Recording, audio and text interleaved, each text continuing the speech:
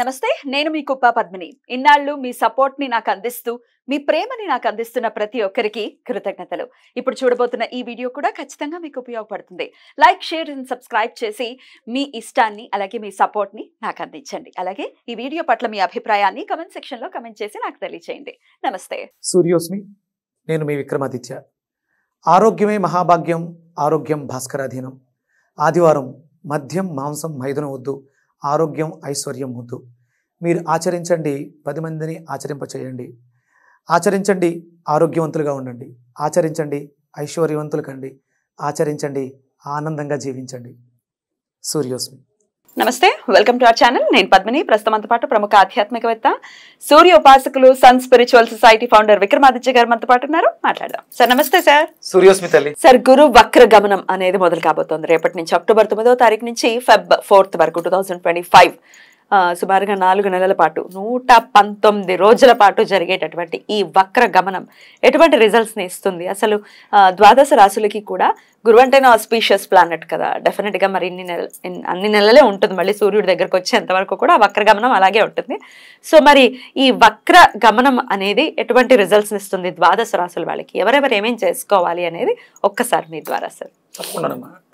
అంటే ఇది దేనికి సంబంధించింది? అస్ట్రాలజీ. అస్ట్రాలజీ అంటే జ్యోతిష్ శాస్త్రం. జ్యోతి అంటే వెలుతురు, శాస్త్రం కదా. దీనికి ప్రామాణికత ఏంటి? వేదం. ఖచ్చితంగా వేదాంగమే కదా జ్యోతిష్యం. Okay, good. అంటే మరి జ్యోతిష్యం మూఢనమ్మకం ఇట్లా అంటారుగా.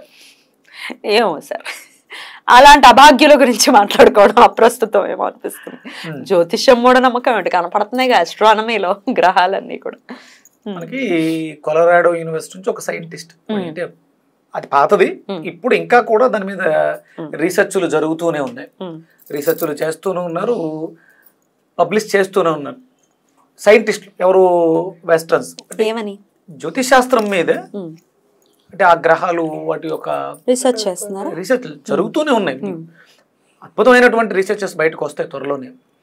ఇది ఏది కూడా అంటే ఎందుకు జ్యోతిష్ శాస్త్రం తెలుసుకోవడం వల్ల ఏంటి లాభం? మీరు ఒక సిద్ధాంతి దగ్గరికి జాతకం చెప్పించుకోవడానికి ఎందుకు వెళ్తారమ్మా? ఎంతో కొంత ఒక ఇండికేషన్ అనేది ఖచ్చితంగా ఇస్తుంది జ్యోతిష శాస్త్రం. ఇక బాబు, ఈ పాత్రలో వెళ్ళకి, ఇక్కడ ముళ్ళు ఉన్నాయి, ఇక్కడైతే కొద్దిగా జాగ్రత్తగా వెళ్తావు నువ్వు అనేది తెలుసుకోవడానికే కదా. 100%. అంటే భూత, భవిష్యత్, వర్తమానాల గురించి చెప్పేది జ్యోతిష్ శాస్త్రం. ఇక వేరే శాస్త్రం ఏదీ లేదు. భూత, భవిష్యత్, వర్తమానాలు చెప్పాలంటే అది అతను జ్యోతిష్కుడై ఉండాలి. ఇక అంటే ఇక్కడ వాళ్ళు మాట్లాడింది కరెక్టే. జ్యోతిష్యం మూఢనమ్మకం అని అనడం వల్ల దానికి అర్థం ఏంటి అంటే, జ్యోతిష్ శాస్త్రం మీద అవగాహన లేని నాలాంటి వాళ్ళు మాట్లాడే మాటల వల్ల అవతల వాళ్ళకి అవకాశం ఇస్తున్నాం. జ్యోతిష్ శాస్త్రం తెలియాలంటే, జ్యోతిష్ శాస్త్రం భూత, భవిష్యత్, వర్తమానాలు తెలియాలంటే తను యోగి అయి ఉండాలి. యోగులు, సిద్ధులు మాత్రమే జ్యోతిష్ శాస్త్రం గురించి మాట్లాడడానికి అర్హత ఉంటుంది. ఆ అర్హత వేదం తెలిసిన వాడికి ఉంటుంది. అష్టాంగ యోగం అని ఉంటుంది కదా, అష్టాంగ యోగ సాధనలో ఉన్న వాళ్ళు జ్యోతిష్కులు. వాళ్ళు మీరు వెళ్ళి జాతకం చూపించుకుంటే మీ ప్రిడిక్షన్ 100% జరిగింది, జరుగుతున్నది, జరగబోయేది చెప్పగలరు. అష్టాంగ యోగ సాధన అంటే ఏంటమ్మా? తెలియదు సార్. మనకి అంటే ఆహారం, మనం తీసుకున్నటువంటి ఆహార విహార వ్యవహారాలు, ప్రత్యాహారము, సాధన, ఇవన్నీ కూడా అష్టాంగ యోగంలోకి వస్తాయి. అది చేసిన వాడు, అంటే ఇప్పుడు మీ భవిష్యత్తు చెప్తానమ్మా, నా భవిష్యత్తు ఏదో నాకే తెలియదు, ముందు ఫస్ట్ నేను చూపించుకోవాలంటారు. నిజమే కాదా? అంటే నేను అష్టాంగ యోగ సాధనలో ఉంటే సిద్ధి పొందిన వాడినైతే మీ భవిష్యత్తుని చూడగలను, 100% చూసేయచ్చు, నో డౌట్. అందులో ఎలాంటి అనుమానము లేదు. ఇది అంటే ఇప్పుడు ఇక్కడ మనం మాట్లాడుకునేది గురుగ్రహం గురించి. ఇక్కడ నేను చెప్పేది జ్యోతిశాస్త్రం అంటేనే గురువు, జ్ఞానము. ఆ జ్ఞానాన్ని చాలా హ్యూజ్ ప్లానెట్ అనమాట. ఆయన ఉన్నటువంటి స్థానాలను బట్టి దాని యొక్క ప్రభావం ఉంటుంది. ఈయన సహజంగానే భాగ్యస్థానాధిపతి. 9 ధనుస్సు రాశి, అలాగే మనకి 12 మీనరాశి. ఈ రెండు కూడా మనకి ఏం చెప్తుందంటే, భాగ్యం ద్వారా భాగ్యాన్ని ఇచ్చేది ఆయనే, మోక్షాన్ని ఇచ్చారు. మోక్షం ఎప్పుడు వస్తుందంటే జ్ఞానం ద్వారా మోక్షాన్ని ఇస్తుంది. ఈ జ్యోతిష్యము అనే దాన్ని, గ్రహాల యొక్క కదలిక, వాటి యొక్క ప్రభావం, వీటిని చూడాలి అంటే ఆ శాస్త్రం మీద అవగాహన ఉండాలి, దాని మీద నాలెడ్జ్ ఉండాలి పూర్తిగా. అది గురుడే ఇస్తాడు. ఇది పూర్తిగా తెలుసుకున్న వాళ్ళు, చెప్పాలి అనుకున్న వాళ్ళు సాధనలో ఉండాలి. ఎంత సాధన అయి ఉండాలంటే మన తలరాతల్ని, నేను నా తలరాతని మార్చుకుంటూ మీ తలరాత గురించి మాట్లాడాలి. నేను నా వెనకాల ఒక 25 లక్షలు 30 లక్షలు అప్పు పెట్టుకుని మీరు అప్పు తీర్చుకోవడానికి మంత్రం చెప్తున్నాను అనడం శ్రేయోదాయకం కాదు. అది శాస్త్రానికి అవమానం జరుగుతుంది. ఇక్కడ అంటే ఇప్పుడు రెండో స్థానంలో రెండో ఇల్లు, మేషం నుంచి తీసుకుంటే రెండో ఇల్లు వృషభం. గురుడు అక్కడ నుంచి వక్రం వెనక్కి నడక మొదలు పెట్టా. మనకి జూన్, జూలై, ఆగస్ట్, సెప్టెంబర్ ఒక 5 నెలలు ఆయన ఫార్వర్డ్ మోషన్లో ఉండి ఎదరికి వెళుతూ ఒక్కసారి సడన్గా ఇప్పటి వరకు ఏం జరిగింది, నేను ఇంకా ఎంతవరకు దీని ప్రభావాన్ని చూపించాలి అని రెట్రోగ్రేట్లో అంటే వక్రించినప్పుడు తిరిగి చూసుకుంటారు. జరిగిన దాన్ని జరగబోయేదానికి అన్వయించుకోవడం కోసం ఆయన వెనక్కి తిరగడం జరుగుతుంది. అంటే ఆ గ్రహం ఇవన్నిట్లో మన జీవితాల్లో వీటిల్ని ఇస్తాడు, భాగ్యాన్ని జ్ఞానాన్ని ఇస్తాడు. గురుడు అంటేనే పెద్ద ప్లానెట్. రెండో ఇల్లు, సహజంగా రెండో ఇల్లు అంటే వాక్కు స్థానం. మేషం నుంచి వృషభం అనేది వాక్కు, ఫుడ్, ధనం, డబ్బులు, కుటుంబం. ఇప్పుడు ఈ 4 ఆస్పెక్ట్స్లోనూ మనకి ఏదైనా ఇబ్బందులు ఉంటే గురుగ్రహం నుంచి ఒక శక్తిని, గ్రహం అంటే ఏంటి, గ్రహము ప్లానెట్ లేదు, గ్రహం అంటే గ్రహించున్నది, గ్రహిస్తూ ఉంటుంది. మరి అంటే గురువు మనలో ఉన్నటువంటి శక్తిని గ్రహిస్తూ ఉంటుందా?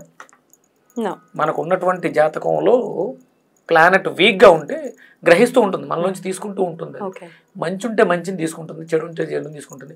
యూజ్ ప్లానెట్ కదా, చెడు ఉందనుకో ఎక్కువ చెడుని ఇచ్చేస్తూ ఉంటుంది, ఎక్స్పాండ్ చేసేస్తుంది. ఏముంటే రోగం ఉంటే రోగం ఎక్స్పాన్షన్, బాబాయ్ రుణం ఉంటే రుణం ఎక్స్పాన్షన్ అవుతుంది.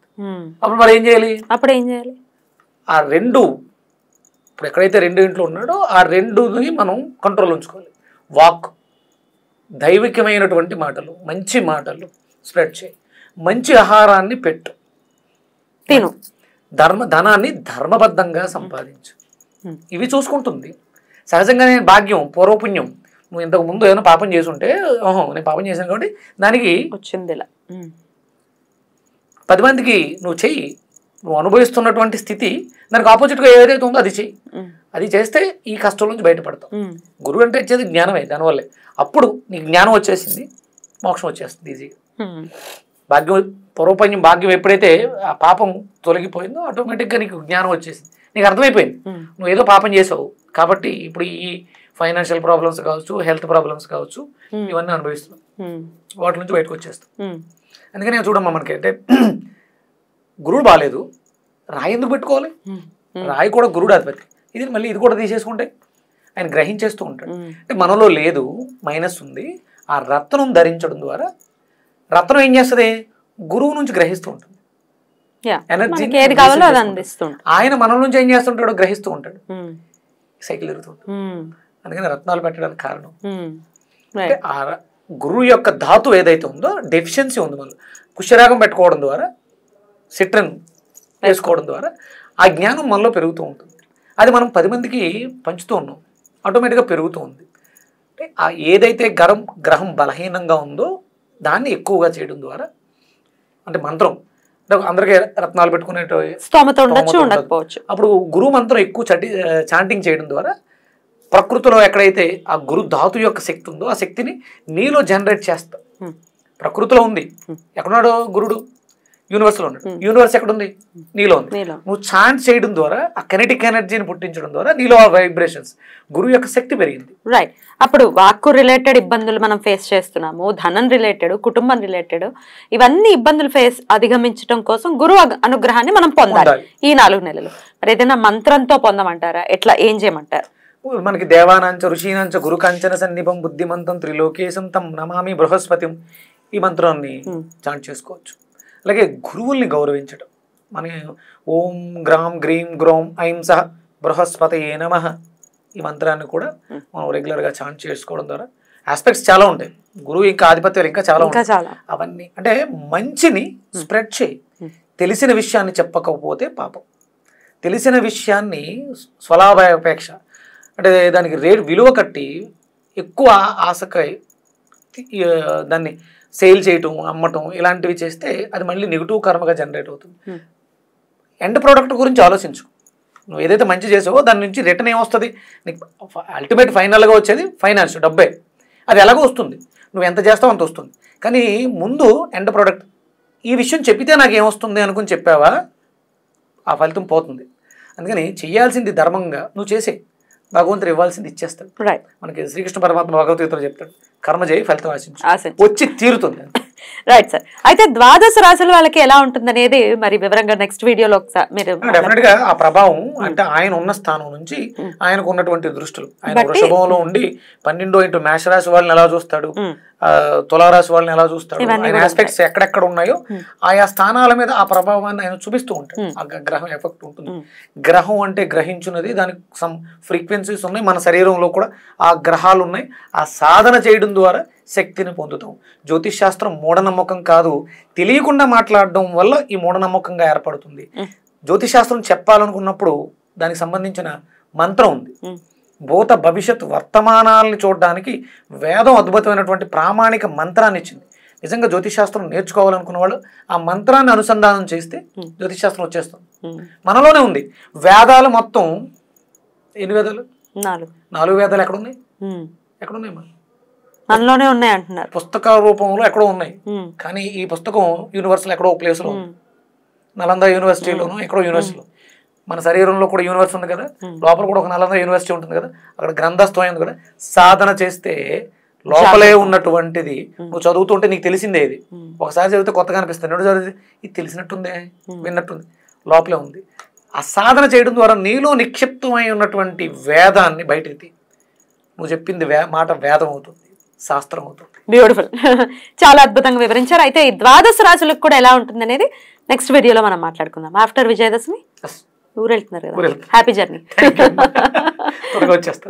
Thank you sir. నమస్తే. సూర్యోస్మి.